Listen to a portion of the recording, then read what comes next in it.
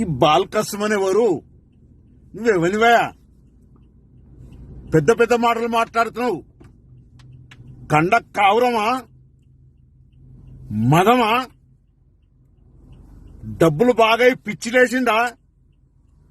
నాలుక గనక మందమై షేర్లొస్తే ఉప్పు పసుపు పెట్టి రాకుతాం. ఎక్కడికి దొరికితే అక్కడికి మాట్లాడుతున్నావు. ఏం బుద్ధి లేదా? చదువుకోలేదా? జ్ఞానం లేదా?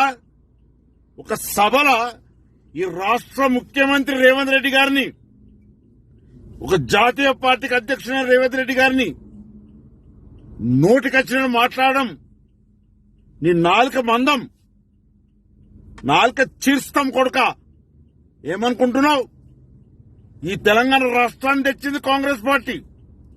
మేం పార్లమెంట్ నుండి కొట్లాడి తెచ్చినాం, బిల్లు పెట్టించినాం.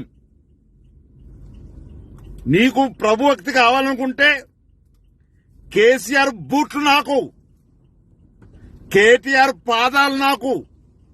వాళ్ళు మెచ్చుకుంటారు. అట్లా కూడా మెచ్చుకోకపోతే నేను ఫోన్ చేసి చెప్తా వాడిని మెచ్చుకోమని. ఏం మాట్లాడుతావు? ఎక్కడికి పడితే అక్కడికి మాట్లాడడం మంచి పద్ధతి కాదు. నువ్వేంటిది? నీ స్థాయి ఏంది? నీ పద్ధతి ఏంది?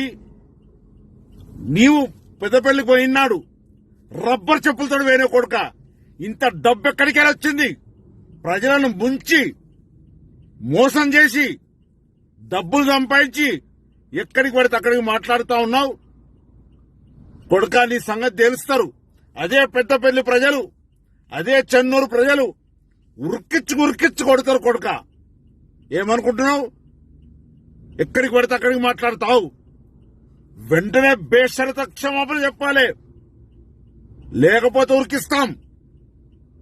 ఏమనుకుంటున్నావు?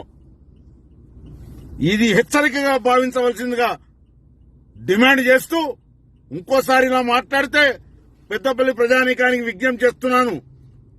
ఈ బాల్కసుమన్ను పొలిమేర దాటి కాదాక మెట్టుపల్లికి పోయేదాకా ఉరికిచ్చి కొట్టాలని విజ్ఞప్తి